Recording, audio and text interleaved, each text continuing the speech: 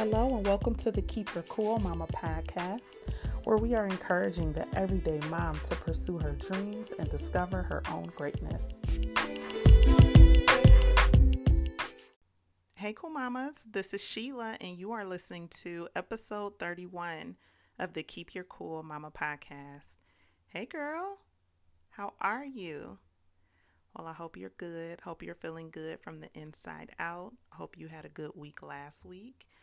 And praying that you have a good week this week. So, we're back for episode 31, and this week we're going to continue chatting about stress awareness for moms. If you haven't already listened to last week's episode, go back when you get a chance and take a quick listen. I shared a few reflection questions for us to answer regarding being aware of our own stress and how to manage it. And for the next few episodes this month, because it is Stress Awareness Month, I will dig deeper into a few of the questions that I asked. So today, I want to dig deeper into the first question that I asked last week: why am I stressed? Why am I stressed? Stress varies from person to person, situation to situation.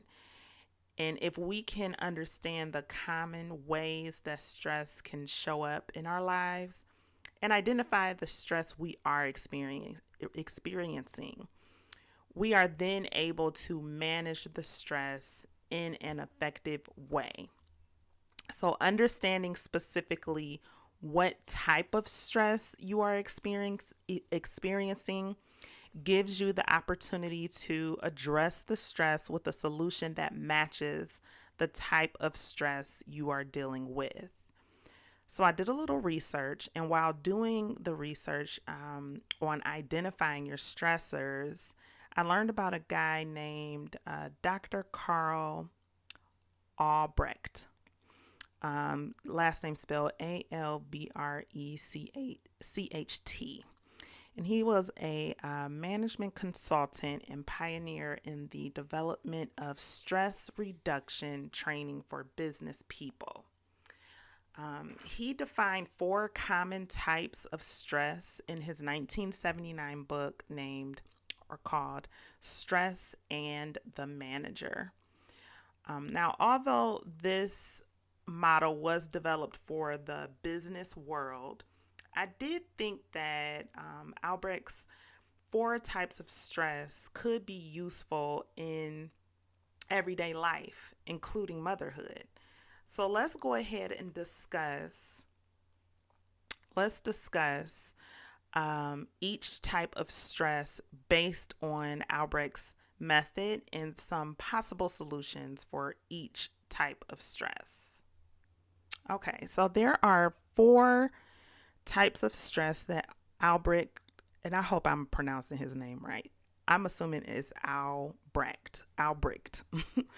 And the 4 types of stress categories that he laid out was time stress, anticipatory stress, situational stress, and encounter stress. So those are the 4. Let's start with time stress. Now, normally, time stress occurs when you are worried about having too many tasks and not enough time. Now, I don't know about you, but as the mom, I experience that often. In fact, I experienced that today. And time stress can make you feel unhappy, trapped, and hopeless. It can also cause you to procrastinate because you are so overwhelmed by everything that needs to get done. Personally, for me, time stress makes me feel overwhelmed, unsettled, and exhausted. Now, the solution to reducing time stress is learning how to be good at time management, which I'm sure you already know, but let's go over, if you don't, and if you need a refresher, let's go over a few things that you can do to help with your time stress and to be good at time management. Number 1, top of the list, good old to-do list. I did a poll, or I did a question on my IG stories about a week ago. And I asked, if you are good in time management, what type of tools do you use to help you in your time management? And I want to say the number one response that I got is to-do lists. This is one of the simplest, most effective forms of time management that I have used personally, and it seems like so many other moms use this and it has been effective for them as well. You can, of course, do a to-do list with a sheet of paper, a pen, a pencil. That's my favorite way to do it, but you can also do it on your phone, on your computer, however you want to list it. A to-do list is good because, you could just flesh it out. What do I need to do today? It doesn't need to be fancy. Let me just get it out. Who cares about editing and typos if you're typing it on the computer, or misspelling and things like that. Like, let's just get it out. What do I need to get done? I know for me, to-do lists are helpful when I do it per day. And one of my followers, shout out to Christian, who also listens to the podcast. She mentioned that she does a weekly and a daily to-do list.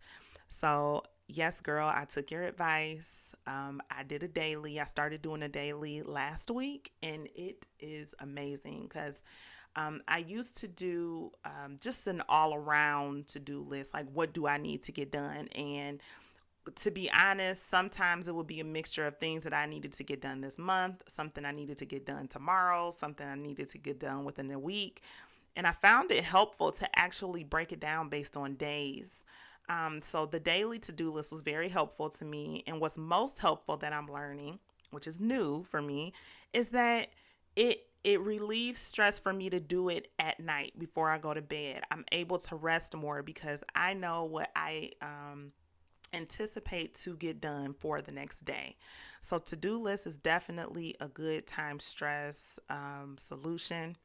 Another one is say no to things that will overload your schedule and are not a priority.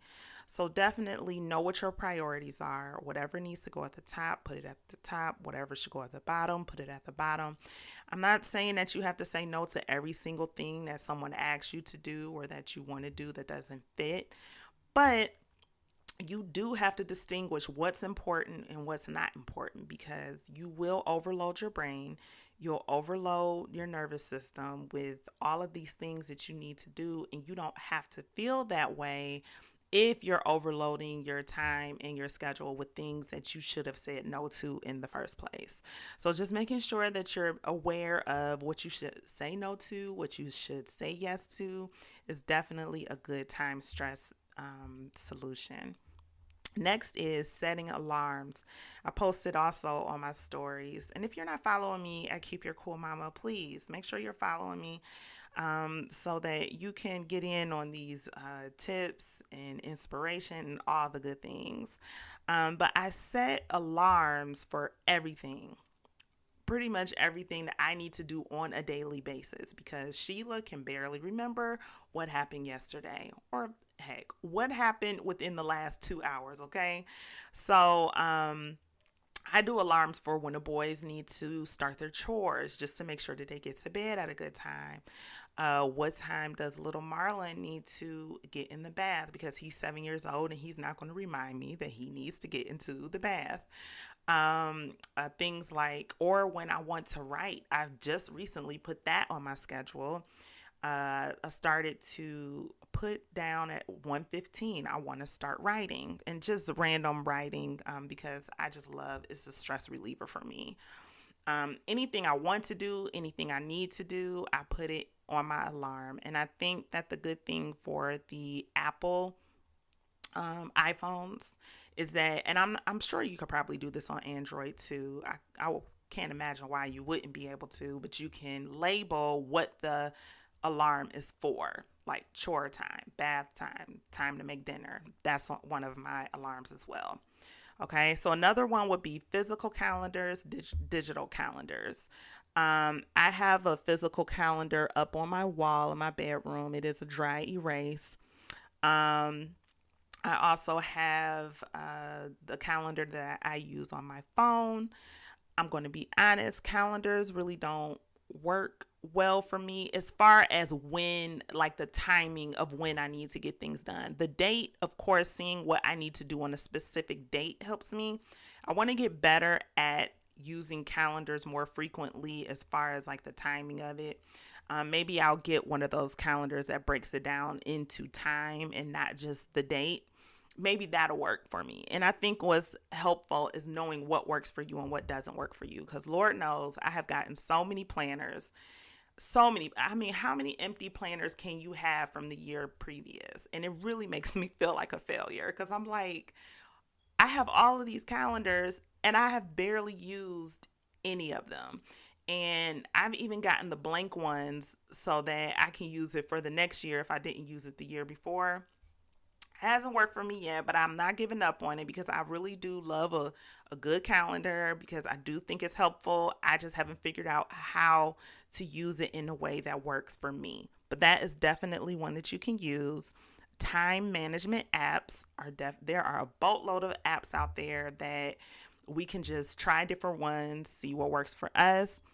And the last tip is waking up earlier to have more time to yourself so that you can focus and get things done. Because I've had to do this. I've learned that working out in the morning is best for me, and dedicating that time in the morning for working out in my devotional time, my time with God, is best for me in the morning. So giving yourself some extra time when the kids are not awake, I think is so beneficial when you're a mom. So definitely take that into consideration. So the next type of stress is anticipatory stress. This stress occurs when you are stressed about something happening in the future. Maybe you're stressed about preparing for an upcoming family vacation, a project for work, your children approaching adulthood. Oh my goodness, right? And according to an article on mindtools.com, I'll link to that article in the show notes. According to that article, anticipatory stress can also be vague and undefined, such as an overall sense of dread about the future or a worry that something will go wrong. And I think a lot of us as moms experience this type of stress, being overly concerned about our children, their well being, and their future. I know that I can definitely relate to that personally. And I know for me, there are scriptures that help me and that stick with me when I'm dealing with anticipatory stress. And the first scripture is Proverbs chapter 3, verse 5. Trust in the Lord with all your heart and lean not on to your own understanding. And the next scripture is Matthew chapter 6, verse 33 through 34.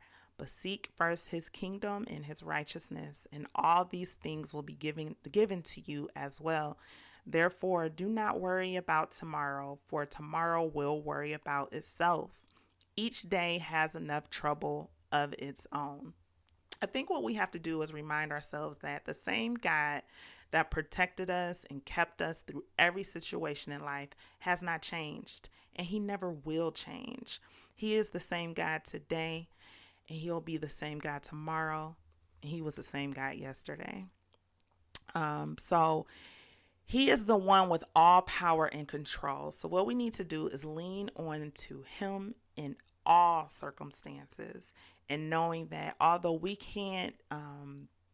don't know what's going to happen in the future, but we know a God who knows what's going to happen in the future and who has control over all things. So definitely a good tip is to have those scriptures, have those quotes that you go back to that'll remind you of why it is so important to that everything is going to be okay. have those things that remind you that everything is going to be okay. Just like it turned out to be okay last time, it'll turn out to be okay this time. And also knowing that we can't control everything. And while we can't control everything, knowing a God who can control everything means the world. All right. And the next one is use positive visualization techniques. This helps you to see the situation happening in a positive way without dread. We can't control the future, but we can control how we look forward to the future. So let's look forward to the future with hope and positivity. And according to the article on mindtools.com, repeatedly visualizing an event can have a similar impact on your brain as experiencing it for real. So think about those things. Like if you're anticipating, if you're thinking about, oh God, I'm so worried that I'm not doing everything that I can do in my power to make sure that my children's future is bright. There are just certain things that I know for me that I'm constantly thinking about, making sure that I'm doing everything I can to make sure that my children have a good childhood, making sure they grow up to be good adults that are going to communicate with other adults and have relationships of their own. But I worry about those things sometimes, but I know I have done this before, is envisioning them being good adults with good emotional health, good physical health, their own families, good jobs, good financial habits and things of that nature. Everything that I want them to be in life, I envision it to be good. And I pray about their future as well. I pray about their future spouses. I pray about their future careers. I pray about the future things that they will encounter when they are adults. So visualizing, I do think, is very beneficial. I did visualize my children when they were smaller. I will visualize their teenage years. I was terrified of the teenage years.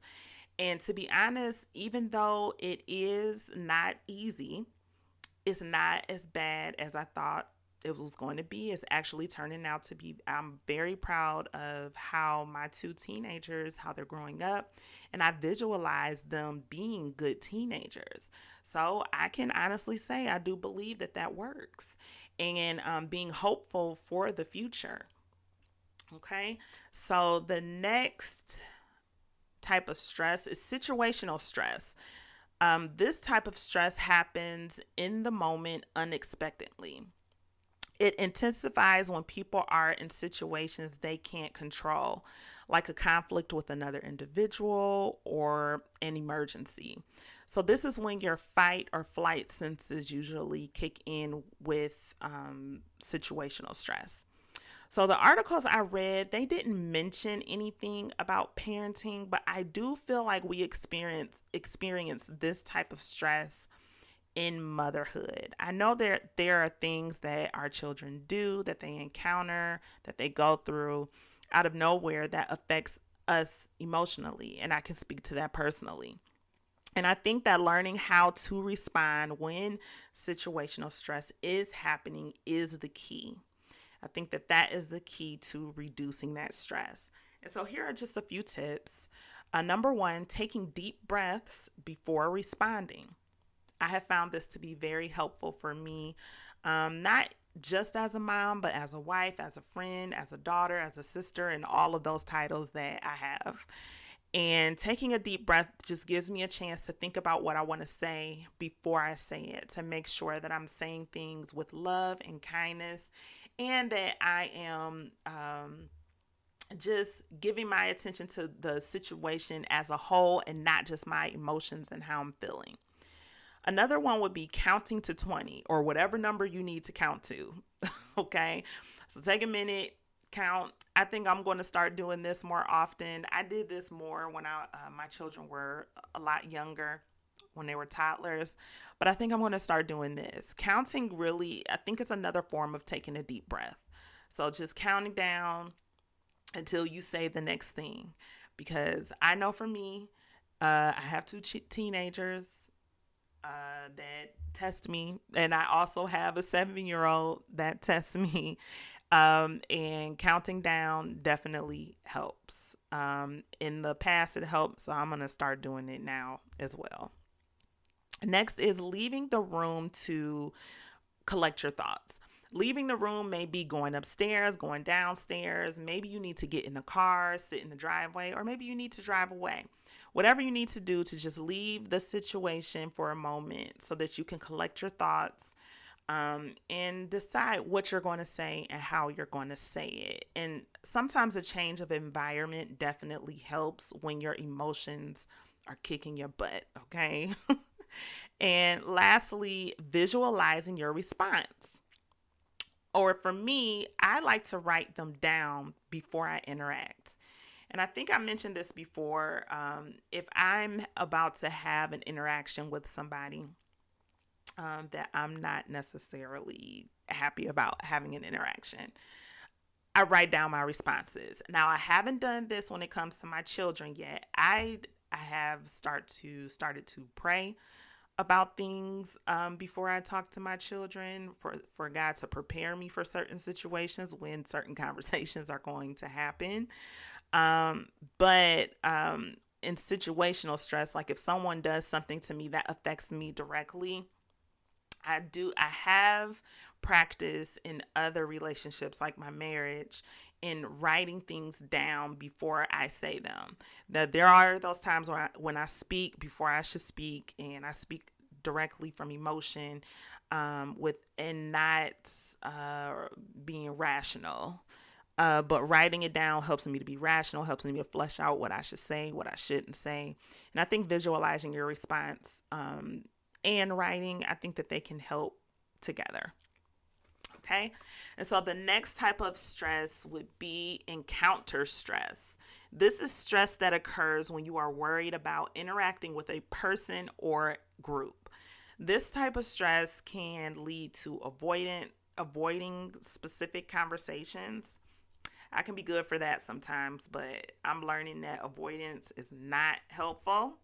And it's good to have those conversations up front. And I'm learning this especially in parenting. And I feel like this is a major stressor in motherhood. Once children they get older and they approach the teenage and adult years, there are just a lot of uncomfortable conversations. Although they are uncomfortable, they need to be had. So when it comes to that, I would say one of the tips that I would have for that is that I saw this on the article. Develop greater emotional intelligence. So, knowing your own emotions, needs, and wants, and understanding the same things of others. So, understanding how you feel, what you need, what you want, and then also taking the time to understand that of the person that you're going to encounter. Um, so, I think for your children, I think this relationship that we have with our children is developed over time. And having daily conversations with your child about how they are feeling, it develops a strong bond over time that can be helpful for when you're having conversations that aren't particularly fun to have. Okay, so just daily conversations in the sense of, like, they come home from school and I try to say, like, how was your day? And then they tell me how their day was. Well, how did that make you feel? And like less judgmental type conversations and more listening type conversations. And I think that that gives them the sense that you are trying to understand them, and it makes them more comfortable to talk to you, makes you more comfortable to talk to them about uncomfortable things. And I think to help with yourself, journaling your own thoughts, spending time alone to reflect, it'll help you to understand your own emotions, your needs, and your wants. So those are the four categories.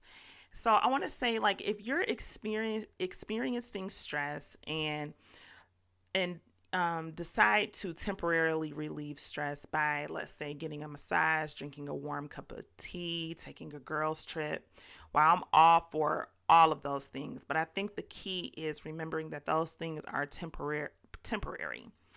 And it does help temporarily, but you will still experience the same stress until you get to the root of what the stress is.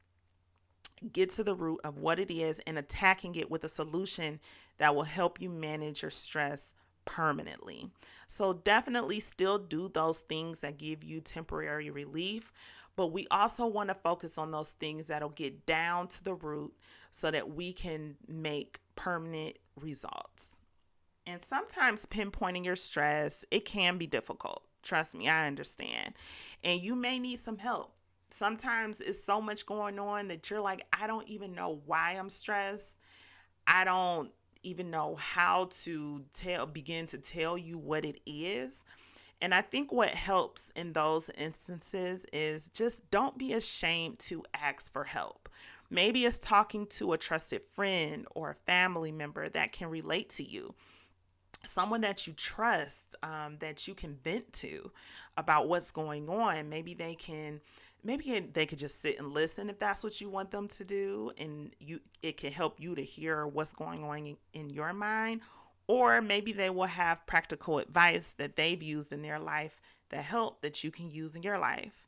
And also talking to a therapist. And I know we hear this often, and especially these days, but I just want to make sure that we understand that talking to a therapist is not something that we should be ashamed about. It's something that needs to be celebrated, because getting things off our chest and understanding our emotions, understanding the people that we are in relationships with, and also understanding our children and what we can do to be better moms, what we can just do to be better women, is beneficial. So if you are having a hard time pinpointing what your stress is, you know that you're stressed, you know that your body feels stressed, you know that your mind feels stressed, but you can't really pinpoint what it is, talk to a therapist. They can ask those questions, those leading questions that will get you to the answers that you're looking for.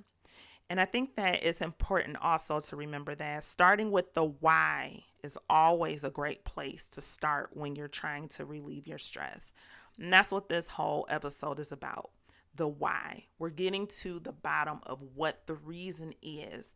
Because if you don't know why, it's going to be hard to come up with solutions that will help you and to get you to where you're trying to go, which is a more peaceful, joyful life. And just give yourself time. Give yourself grace. Give yourself time to figure out what solutions will work best for you. And if one thing isn't working, don't get discouraged. Just move on to another possible solution, and just have faith that everything will work out. I promise that if you're stressed now, it won't be like this forever. Take the time to be intentional about managing your stress and not letting it just be because that's just life.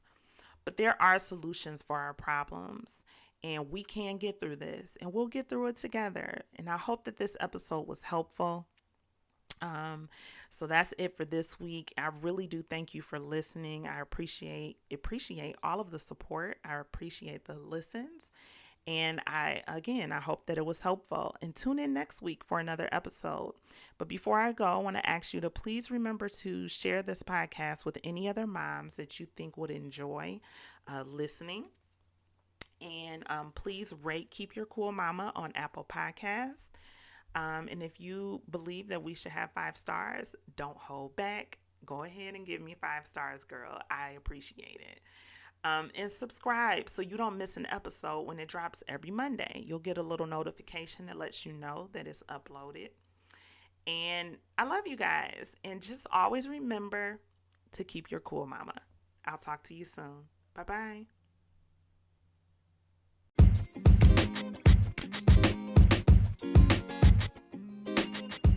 Before I let you go,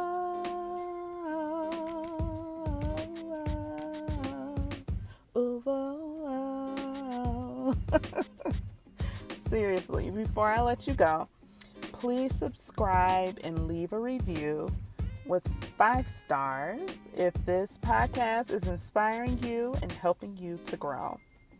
Let's spread the positivity so that we are visible to other mamas out there trying to find her own greatness. And if you need some advice or guidance regarding your own personal growth while tackling motherhood, please email me at keepyourcoolmama@gmail.com.